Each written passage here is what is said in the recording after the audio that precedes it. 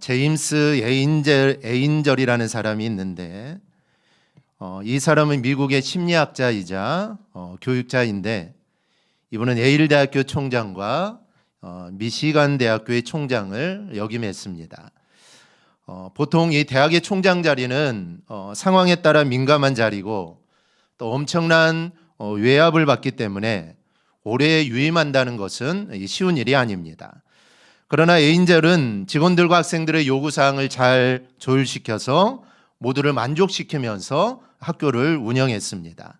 그가 총장 자리에서 물러나기로 했을 때 기자들이 이런 질문을 던졌습니다. 이 총장 자리는 명예롭지만 그만큼 지키기 어려운 자리입니다. 그런데도 이렇게나 오래 총장을 지낼 수 있었던 비결은 무엇입니까? 그러자 에인절은 나팔보다 안테나를 더 높이 세우는 것이 그 비결입니다. 이렇게 대답을 합니다. 즉 말하기보다는 듣기를 더 중요하게 생각하라라는 이 말입니다. 이 상대방의 말을 잘 들어주고 의견을 조율하는 것은 사실 생각보다 어려운 일입니다. 하지만 반드시 그렇게 해야 합니다. 남의 말을 잘 듣는 사람은 상황을 조율할 수 있고 또 문제를 해결할 수 있습니다. 그리고 옳은 판단과 결정을 내릴 수 있습니다. 오늘 우리가 같이 본 신명기 6장 4절에서 9절 말씀을 흔히 쉐마다라고 말을 합니다. 쉐말은 4절의 첫 말씀인 들으라 라는 뜻의 히브리어가 이 쉐마입니다. 그래서 우리말 성경은 이스라엘아 들으라 라고 이렇게 번역을 합니다. 유대인들의 전통에 의하면 이 쉐마는 이스라엘 사람은 하루에 2번씩 꼭 암송하도록 되어 있는 성경 구절이 이 쉐마의 말씀입니다. 그래서 이 쉐마는 이스라엘 백성들의 삶에 있어서 가장 큰 영향을 미친 신앙 고백 중에 하나입니다. 그리고 이스라엘은 구약시대부터 정기적으로 이 쉐마를 암송해 왔습니다.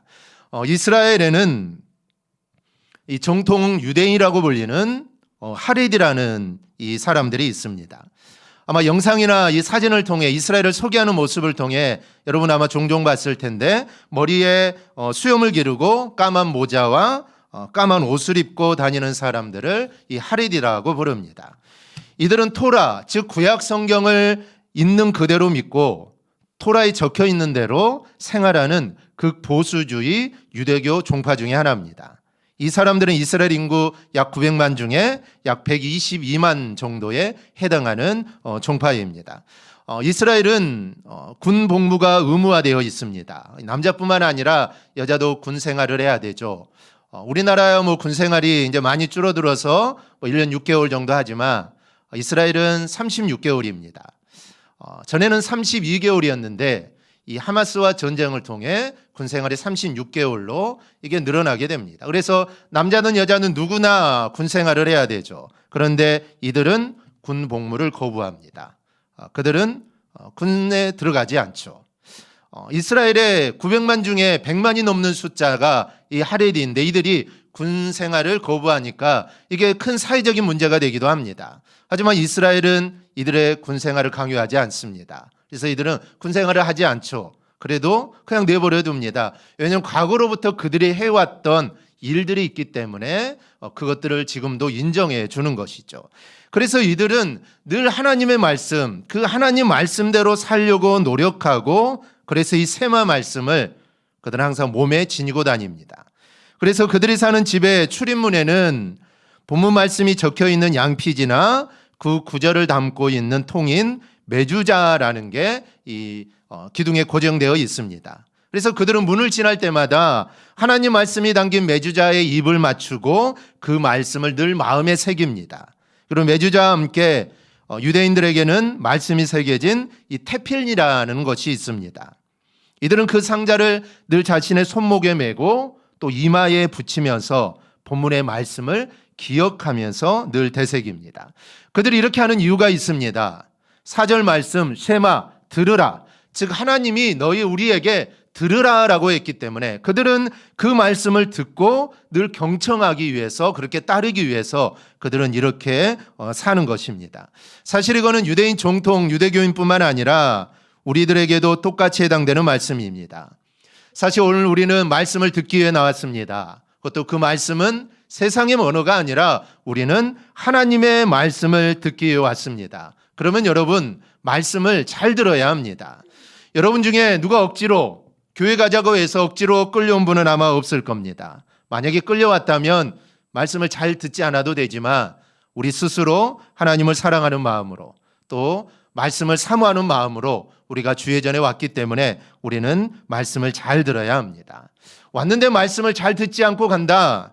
그는 헛걸음만 한 것이고 우리의 시간을 낭비하는 겁니다. 그러니 여러분 말씀에 집중하고 또 말씀을 잘 들을 수 있기를 바랍니다. 말씀을 잘 듣는 방법 다른 데 있는 것이 아닙니다. 여러분 공부를 잘하고 공부를 못하고를 떠나서 수업에 집중을 잘하는 학생들의 특징이 뭘까요? 어떤 글을 보니까 초등학생들이 수업 시간에 집중하는 방법을 이렇게 이야기합니다. 첫째는 바른 자세 유지하기입니다. 바른 자세로 앉으면 집중력이 높아집니다. 책상에 엎드리거나 다리를 꼬고 앉으면 금방 피곤해질 수 있다라는 것이죠. 둘째는 수업 시간에 적극적으로 참여하기입니다. 질문을 하거나 또 발표하는 습관을 들이면 자연스럽게 집중력이 높아진다는 것이죠. 셋째는 필기 습관 기르기입니다. 중요한 내용을 간단히 메모하는 습관을 들이면 수업 내용을 더 잘 기억할 수 있다라는 것이죠. 여기 하나를 더 포함한다면 선생님의 얼굴을 뚫어져라 쳐다보기입니다. 선생님의 얼굴을 쳐다볼 때 딴 생각을 하지 않고 집중력이 생기게 되죠. 이 성적이 좋으냐 성적이 나쁘냐 이렇게 한다고 해서 이 학생이 100% 성적이 좋냐 그렇지 않을 수도 있죠. 성적이 좋으냐 성적이 나쁘냐를 떠나서 하나를 보면 열을 안다고 하듯이 이런 학생들은 어디 가나 성공을 할 수 있습니다. 제가 이 글을 읽으면서 우리가 설교를 듣는 자세와 왜 이렇게 똑같을까라는 생각을 해봤습니다. 여러분 설교를 잘 듣는 방법, 설교에 집중하는 방법은 다른 게 아닙니다. 첫째, 바른 자세 유지입니다. 하나님 말씀을 듣는 시간이니 당연히 겸손하고 바른 자세여야 합니다.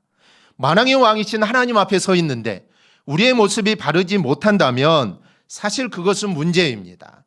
우리가 대통령 앞에 가서 대통령이 아니더라도 시장 앞에 가더라도 우리의 옷차림과 우리의 자세가 얼마나 바릅니까?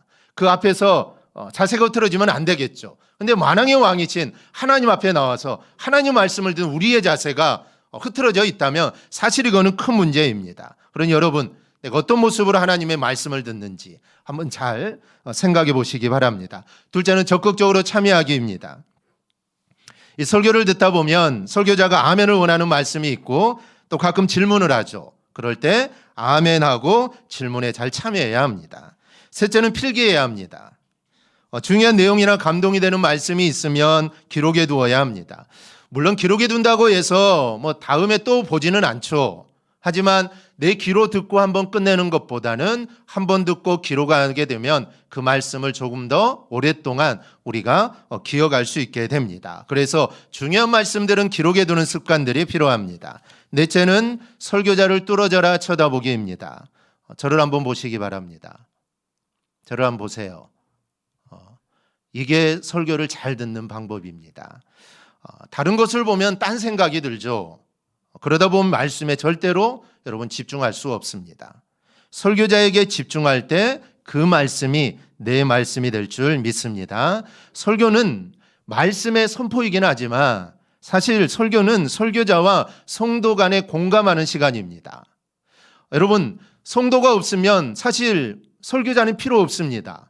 아무도 없는데 이 설교자가 여기에서 뭐라고 하겠습니까? 듣는 자가 없는데 누구에게 설교를 하겠습니까? 그래서 설교는 설교자가 있어야 하고 성도들이 있어야 되는데 설교자와 성도들 간에 눈을 바라보면서 교감하는 시간이 바로 설교의 시간입니다. 그래서 제가 여러분들을 보는 것 아닙니까? 그렇지 않으면 그냥 제가 고개를 숙이고 처음부터 끝까지 원고만 읽어도 되는 겁니다. 말씀은 전해지는 것이죠. 그런데 그렇게 말씀을 전하면 사실 말씀을 전하는 게 아닙니다. 서로의 눈을 쳐다보고 어떤 눈으로 나를 쳐다보고 있는지 서로 눈을 바라보면서 말씀을 함께 나누는 시간이 바로 설교하는 시간입니다. 그렇지 못하면 딴 생각이 들죠. 집에 불을 혹시 켜놓고 오진 않았을까? 오늘 예배 끝나고 누구를 만날까? 오늘 점심은 뭐를 먹을까? 여러분 이런 생각들은 모두 다 헛된 생각입니다. 말씀을 들으러 와서 말씀은 안 듣고 그냥 헛된 생각만 하고 가는 것이죠.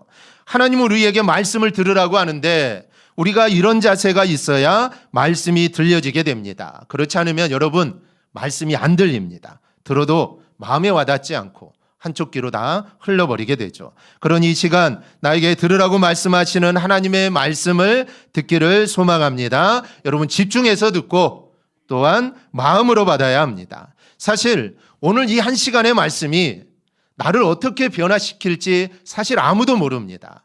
우리가 성경을 보면 사마리아 여인은 예수님을 만나고 예수님의 말씀을 듣고 그의 삶이 완전히 변화됩니다. 만약에 사마리아 여인에게 그 시간, 그 우물에서 예수님을 만난 시간이 없었다면 아마 그녀의 삶은 평생 동안 그런 똑같은 삶을 살아갔을 텐데 그 순간에 그 시간에 예수님을 만나 예수님의 말씀을 듣고 그의 삶이 변화가 됩니다.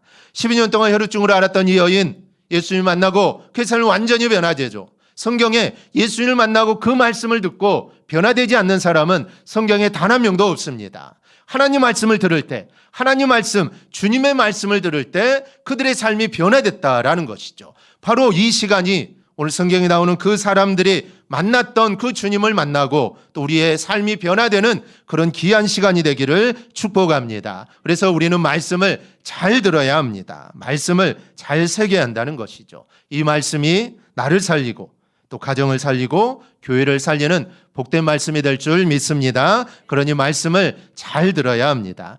그럼 하나님 우리에게 어떤 말씀을 들으라고 하실까요? 첫째는 유일하신 하나님을 섬기라는 말씀입니다. 본문 4절 5절입니다. 우리 함께 보겠습니다.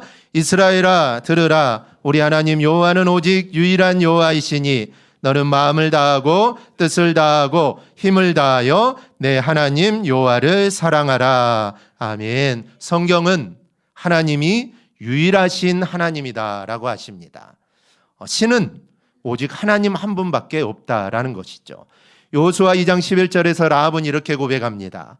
우리가 듣자 곧 마음이 녹았고 너희로 말미암아 사람이 정신을 잃었나니 너희는 너희 하나님 여호와는 위로는 하늘에서도 아래로는 땅에서도 하나님이시니라. 라합의 고백은 온 우주 가운데 신은 오직 여호와 한 분밖에 없다라는 고백입니다. 그런데 우리 주변에는 신이라고 칭하는 것들이 참 많습니다. 성경이 이렇게 하나님이 아닌 신이라고 부르는 것들을 우상이라고 말을 하고 그 우상이 어떤 존재인지를 성경 여러 곳에서 설명합니다. 시편 115편을 보면 그들의 우상들은 은과 금이요 사람의 손으로 만든 것이라.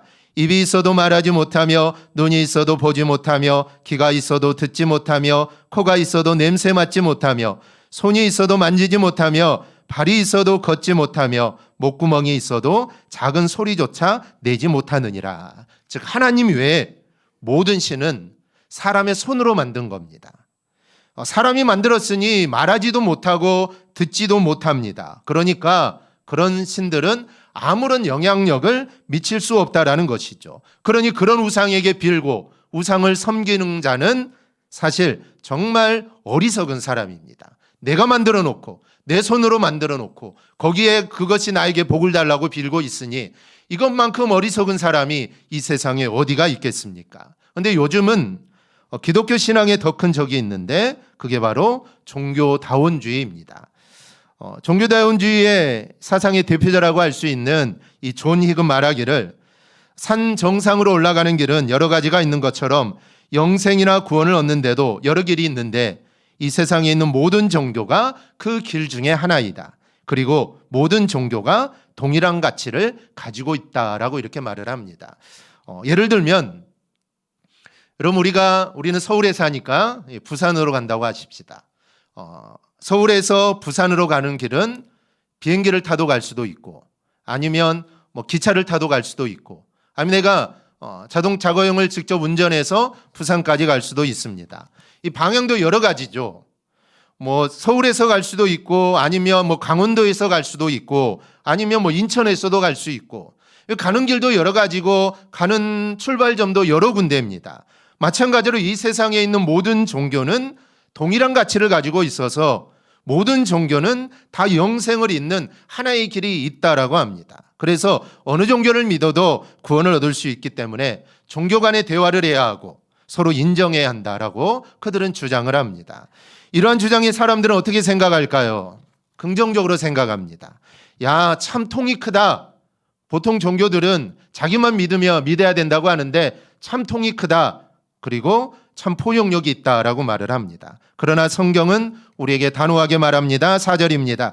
이스라엘아 들으라. 우리 하나님 여호와는 오직 유일한 여호와이시다. 즉 여호와만이 유일한 여호와라고 말씀을 합니다. 여러분, 이것은 포용력의 문제가 아닙니다. 포용력의 문제가 아니죠. 이것은 진리의 문제입니다. 이것은 죽고 사느냐의 문제고 영생과 멸망의 문제입니다. 그러니까 쉽게 생각해서도 안 되고 인기를 얻기 위해 그렇게 말해서도 안 된다는 것이죠. 하나님은 이 문제에 대해 분명하게 말씀합니다. 다른 신은 없다. 다른 신이 있다면 그것은 사람이 만든 것일 뿐이다. 오직 나만이 너희를 구원하고 너희에게 복을 줄 수 있다. 그러니 나를 섬기고 나를 사랑하라. 이게 바로 하나님의 말씀입니다. 그리고 오늘 말씀은 이 말씀을 들으라는 것이죠. 너희는 이 말씀을 들어라.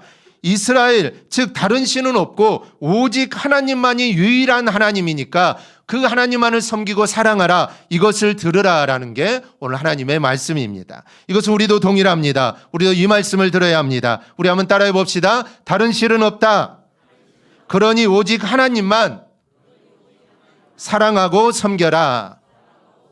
하나님 오늘 우리에게 말씀하시고 이거를 너희는 들으라는 것입니다. 들으라라는 것이죠. 그런데 듣는다는 것은 듣는 것만 의미하지 않습니다. 듣는 것에는 순종이 포함되어 있습니다. 우리는 모두 다 알죠. 하나님이 유일한 여호와, 유일한 하나님, 유일한 신이라는 것을 우리는 다 압니다. 여러분 알고 있다면 순종하고 실천해야 합니다. 나의 삶의 자리에 하나님을 유일한 신으로 모시고 섬기며 살아야 합니다. 그런데 어떨 때는 우리가 물질이 또 자녀가 명예나 권력이 하나님의 자리로 올라옵니다. 물론 우리가 하나님을 완전히 버리는 건 아니죠.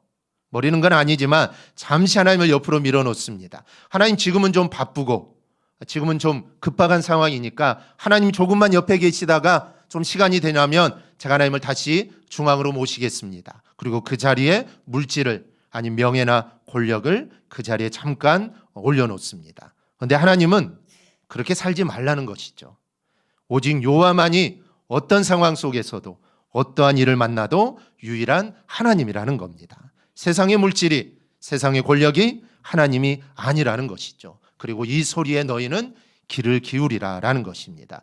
왜냐하면 그 길이 형통의 길이요 그 길이 복된 길입니다. 우리 모두 하나님의 말씀에 귀를 기울이시기를 바랍니다. 그리고 그 하나님 말씀대로 순종하며 사는, 그래서 하나님의 복을 받는 우리 성도들이 되기를 축복합니다. 둘째는 하나님의 말씀을 마음에 새기는 겁니다. 본문 6절은 오늘 내가 내게 명하는 이 말씀을 너는 마음에 새기라고 말씀을 합니다. 그럼 하나님은 왜 당신의 말씀을 마음에 새기라고 했을까요? 성경을 보면 부패하고 잘 변하는 것이 우리의 마음입니다. 예레미야 17장 9절을 보면 만물보다 거짓되고 심히 부패한 것은 마음이다 라고 말을 합니다. 우리 자신만 봐도 그렇지 않습니까? 여러분 마음이 얼마나 자주 변합니까? 믿음조차도 잘 변할 때가 있습니다. 은혜를 받는 순간은 내가 평생 주님을 위해 내가 살겠다라고 다짐하지만 그러다가도 어느 순간에는 신앙이 뭐냐? 신앙생활에 아무 필요 없는 것 같은 이 불신앙의 마음이 들기도 합니다. 이게 신앙만 그렇습니까? 어떤 물건이 마음에 들어 샀다가 여러분 또 금방 실증나지 않습니까? 사랑한다고 했다가 금방 돌아서서 미워하고 정말 죽도록 사랑한다고 했는데 그 관계가 나중에 보면은 정말 죽도록 미워하는 원수가 되어버린 그런 일들이 얼마나 많습니까? 왜 그럴까요? 우리의 마음이 쉽게 변하기 때문입니다. 여러분 이스라엘을 보십시오. 그들은 애굽에서 10가지 재앙을 눈으로 보았습니다. 자기가 사는 곳에는 재앙이 내리지 않는데 애굽에는 막 재앙이 내려 사람들이 죽어나고 난리가 납니다. 그의 두 눈으로 똑똑히 보았죠. 홍해가 갈라져서 홍해를 마른 땅같이 그들은 건넜습니다. 만나도 먹고 메추라기도 먹고 생수도 마셨죠. 이스라엘은 그런 놀라운 일이 있을 때마다 어떻게 합니까? 하나님을 찬양하고 하나님을 높이고 하나님을 경배합니다. 그런데 이게 며칠 가지 못합니다. 며칠 지나서 금방 원망하고 금방 불평하고. 근데 사실 우리도 똑같다라는 것이죠.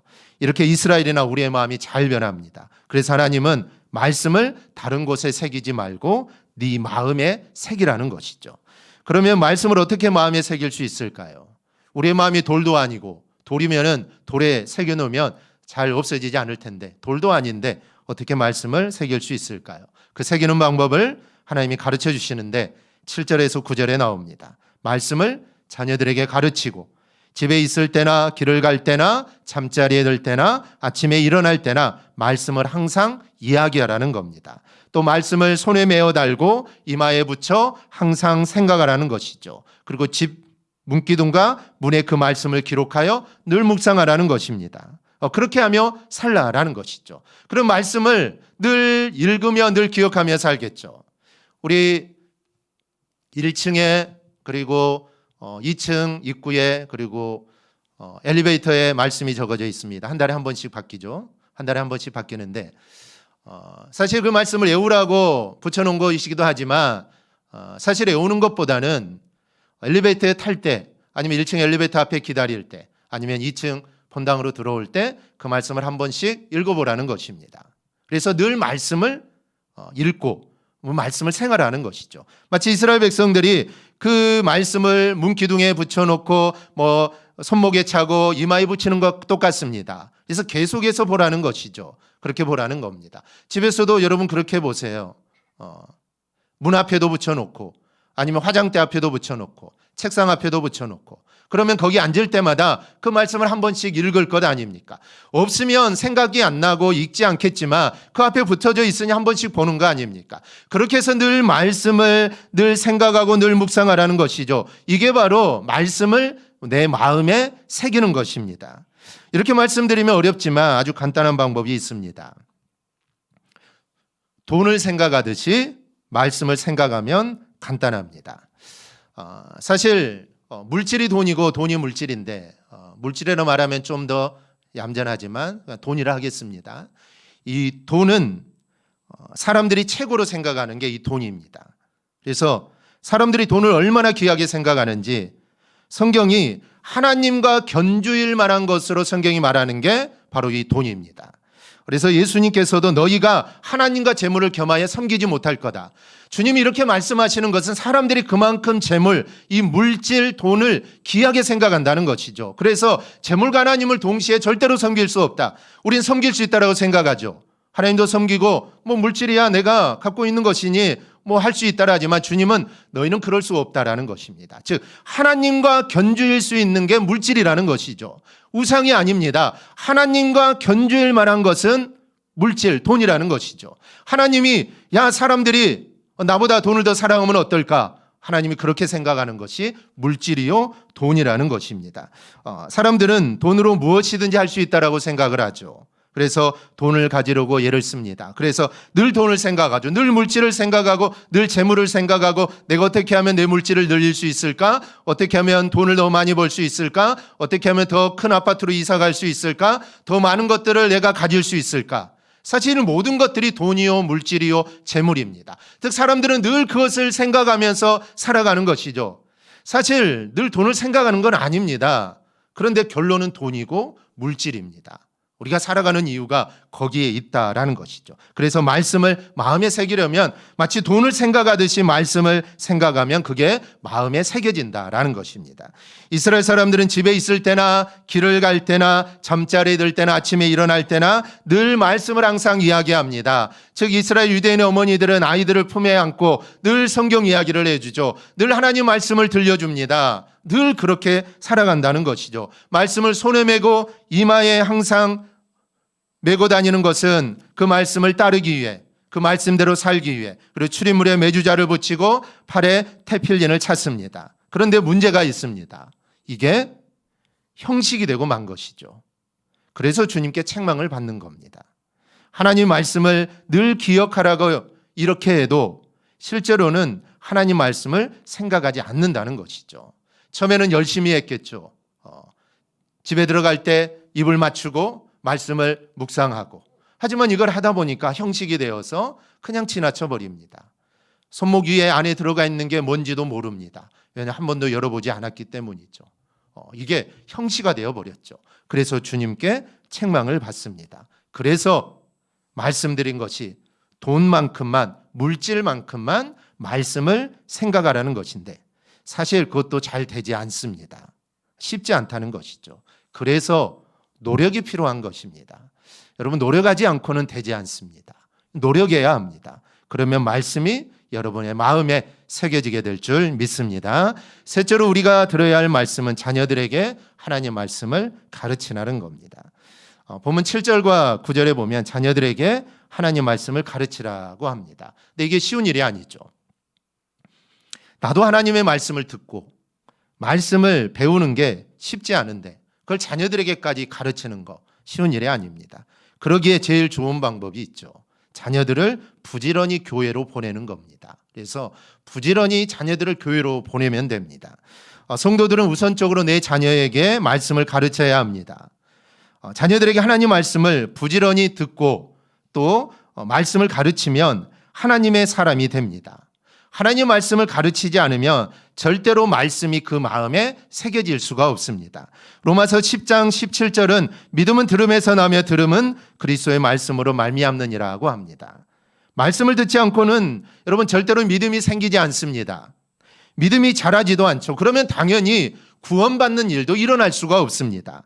잠언 22장 6절을 보십시오. 마땅히 행할 길을 아이에게 가르치라. 그리하면 늙어도 그것을 떠나지 아니하리라. 그러니 어릴 때부터 자녀들에게 말씀을 가르쳐야 합니다. 우리 자녀들이 어릴 때는 말씀을 잘 듣지만 사실 크다 보면은 내 마음대로 되지 않아 세상으로 가고 교회 나오지 않을 수도 있습니다. 하지만 어릴 때 들었던 그 말씀이 우리의 자녀들을 다시 한번 교회로 이끌게 된다는 것이죠. 그러니 어렸을 때 말씀을 잘 가르쳐야 합니다. 그래서 그 말씀이 아이들의 마음판에 새겨지도록 해야죠. 그래서 그 말씀이 힘이 되고 또 그 말씀이 정말 내가 너무나 바빠서 아니면 어떤 일로 인해 교회를 떠나게 되더라도 주님을 떠나게 되더라도 그 말씀이 다시 작용하여서 우리의 자녀들을 다시 한번 하나님께로 예수님께로 교회로 다시 이끌게 된다라는 겁니다. 그러니까 어릴 때부터 말씀을 잘 가르쳐야 합니다. 여러분 커서는 말씀을 가르치기가 힘듭니다. 그러죠? 커서는 힘듭니다. 그래서 어렸을 때 그래도 말 잘 들을 때 아이들을 말씀으로 잘 양육해야 합니다. 하지만 우리는 먼저 한글을 가르치고 먼저 영어를 가르치려고 합니다. 세상 것들을 배우는 데만 관심이 있죠. 하나님 말씀은 늘 뒷전입니다. 그러다가 중학교, 고등학교를 가면 더 심각해집니다. 그때는 교회 갈 시간이 있으면 공부하라고 하죠. 그리고 공부하겠다면 예배 안 가도 되는 것처럼 다 용서가 되고 다 이해가 됩니다. 여러분 그러면 어떻게 될까요? 주님과 말씀과 교회와 점점 멀어지게 됩니다. 여러분 제가 간곡히 부탁드립니다. 여러분의 자녀들에게 말씀으로 여러분 양육하십시오. 될 수 있는 대로 어렸을 때부터 나중에 크면 해야겠다. 이거는 100% 못합니다. 100% 안 됩니다. 그래서 어렸을 때부터 아이들에게 말씀으로 양육해야 합니다. 그렇게 자라난 아이들이 그리스도의 사람이 되고 그리스도를 전하고 예수의 일꾼이 되는 겁니다. 그러면 이런 자녀들을 통해 전도가 이루어지고 하나님의 일이 이루어집니다. 사실 교회 안에 다음 세대가 없는 것이 문제가 아닙니다. 다음 세대가 없는 게 문제가 아니죠. 교회 안에 있는 다음 세대도 하나님의 말씀을 듣지 않는 게 사실 문제입니다. 여러분 교회 학교 100명, 1000명 있는데 아무도 하나님 말씀을 듣지 않는다면 사실 하나님 말씀을 잘 듣는 한 명 있는 것보다 사실 못한 것입니다. 그래서 숫자의 많고 적음의 문제가 아니라 정말 1명, 2명 아니면 정말 작은 숫자라도 그 아이들이 정말 하나님 말씀을 잘 듣고 말씀으로 잘 양육되는 거 이게 정말 중요한 문제가 되는 것입니다. 이 테레사 수녀는 인도에서 평생 빈민을 위해 봉사하며 살았습니다. 그녀의 봉사는 단순한 일이 아니라 기도였습니다. 더 대단한 것은 그녀의 봉사 뒤에는 항상 기도가 있었다는 것이죠. 그녀의 책 중에 모든 것은 기도에서 시작됩니다라는 책이 있습니다. 그 책에 보면 기도는 말하는 것과 듣는 것 두 가지 방법으로 진행되지요. 양쪽이 다 듣는 것, 양쪽이 다 말하는 것입니다. 이렇게 말을 합니다. 그녀는 기도에서 듣는 것을 아주 소중한 가치로 여겼던 분인데 그녀가 미국을 방문했을 때 CBS 앵커맨인 댄 레더가 이렇게 물었습니다. 주로 하나님께 뭐라고 기도하십니까? 기도를 많이 하시는데 하나님께 뭐라고 기도하십니까? 그러자 테레사 수녀가 이렇게 대답합니다. 듣지요. 듣지요라고 대답을 합니다. 뭐라고 기도하냐고 물었는데 듣는다고 하니까 이 앵커가 참 놀라지 않았겠습니까? 그래서 또 묻습니다. 그러면 하나님은 뭐라고 말씀하십니까? 그러자 또 이렇게 말하죠. 그분도 들으신답니다. 이렇게 말을 합니다. 하나님도 우리의 말씀을 읽으시고 우리의 생각을 들으신다는 것이죠. 그러면 우리가 하나님의 말씀을 듣는 것은 여러분 이거는 당연한 일입니다. 당연한 일이지 않습니까? 하나님이 내 기도를 내가 뭐라고 하는지 듣고 계시는데 우리는 하나님 말씀을 듣지 않는다면 사실 이거는 잘못된 것입니다. 우리도 하나님 말씀을 들어야 한다라는 것이죠. 여러분 듣는 것으로부터 하나님의 은혜가 시작됩니다. 그러니 다른 무엇보다 우리가 가장 먼저 할 것은 말씀을 듣는 것입니다. 그것도 그냥 들어서는 안 되죠. 그냥 들어서는 안 됩니다. 말씀을 잘 들어야 합니다. 잘 들어야 합니다. 말씀을 들어서 구원을 받고 믿음이 자라서 하나님의 자녀답게 살고 우리는 하나님의 일꾼이 되는 것입니다. 말씀이 듣지 않으면 말씀이 들리지 않으면 하나님의 일꾼이 될 수 없습니다. 하나님의 일꾼이 될 수 없죠.